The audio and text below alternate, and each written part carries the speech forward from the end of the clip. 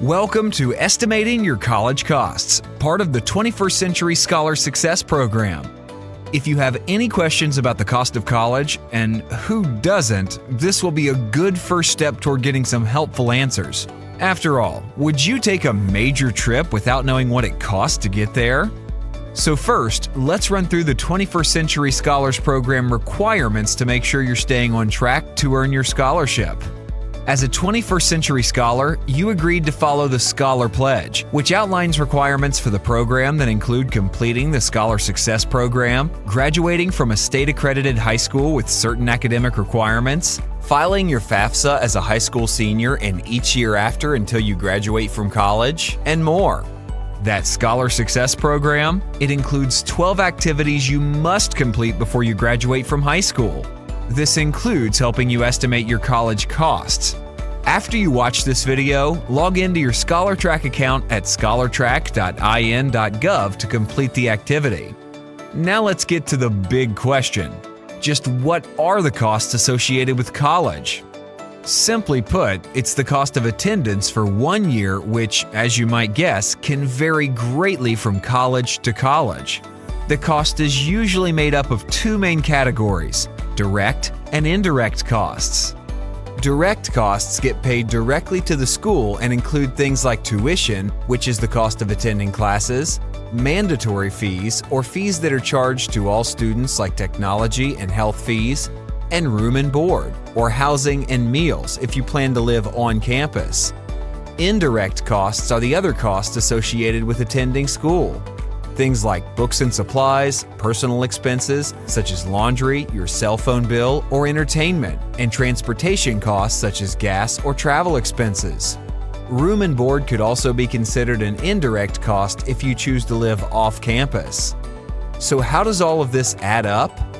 When you look at a college's website, you'll see a list price that includes both direct and indirect costs to attend that college for 1 year. And that's where your 21st Century Scholarship comes in. It covers up to 100% of tuition and mandatory fees for up to 4 years at a public college like Indiana State, or a portion of tuition and mandatory fees at private colleges like Butler University or Franklin College. You may also choose to attend an eligible proprietary school. This is a term used to describe for-profit colleges. Your 21st Century Scholarship will cover the same amount at a proprietary school as if you were to attend Ivy Tech Community College. There's another important term you should know called net price. That's the amount you actually pay for college. It's the list price of a college minus any gift aid you receive, like grants and scholarships, including your 21st Century Scholarship.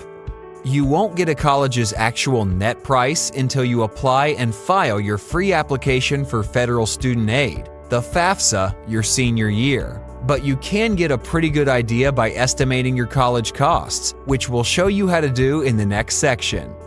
Now let's talk financial aid. You know it's out there, you know it can help you pay for your path through college, but chances are you could use some help in understanding exactly who it can help, where to find it, and what options are best for you. Financial aid can be divided into two categories: need-based and merit-based. Need-based aid is awarded to students who demonstrate financial need as determined by a calculation on the FAFSA. If you're eligible for free and reduced lunch, you should qualify for need-based aid. Need-based aid is non-competitive and is sometimes referred to as a grant. Merit-based aid is awarded to students who have certain accomplishments, skills, or qualities. It is usually competitive and is often referred to as, and I know you've heard this term before, a scholarship. Both grants and scholarships fit into the category of financial aid called gift aid, which is aid that does not have to be repaid. That's free money for college. Another category of financial aid is called self-help aid. Self-help aid will need to be repaid, or you can earn it through working. Loans are the main type of self-help aid. Because loans need to be paid back with interest, borrow only what you need to pay for college. You'll have to start repayment on those loans once you graduate or leave school without graduating. Loans are available from the federal government and private sources like banks. Colleges also offer their own financial aid, often referred to as institutional aid. You may also be eligible for the Federal Work-Study Program or the state's Earn Indiana program, which offers part-time employment on and off campus to students who show financial need. There are also private scholarship sources like community organizations, churches, a parent or guardian's employer, and others. To save up for college on your own, consider an Indiana College Choice 529 Direct Savings Plan, which offers tax-free withdrawals for qualified educational expenses. You can learn more about it at indiana529direct.com. Finally, you can consider employment. Studies have shown that students who work part-time in college have better time management skills and are more likely to graduate. Now let's take a look at a handy tool called the College Scorecard. The College Scorecard is quick and easy to use. It's a good idea to look at it with your parent or legal guardian so they can be familiar with your financial aid options too. Also, be aware that the scorecard only offers an estimate.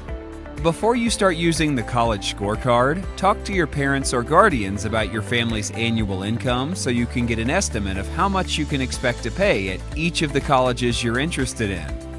Once you've gathered the information, go to collegescorecard.ed.gov to get started. To search for schools in Indiana, select Location and filter by Indiana. You can also narrow your search results to schools of a different size or that are located in a specific region. Now, click on a college you're interested in to find information about average annual costs, graduation rates, average SAT and ACT scores, and much more. You can also click the Calculate Your Personal Net Price button under the Costs drop-down to be taken to the college's cost calculator, which can give you a better estimate of what you can expect to pay. You can also compare up to 10 schools side by side. Click the star by each college's name and then select Compare when you're ready.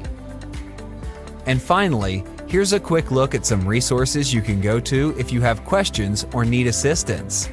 Visit scholars.in.gov for any questions you may have about your 21st Century Scholarship, including the pledge and a list of eligible Indiana colleges and the incentives they offer 21st Century Scholars.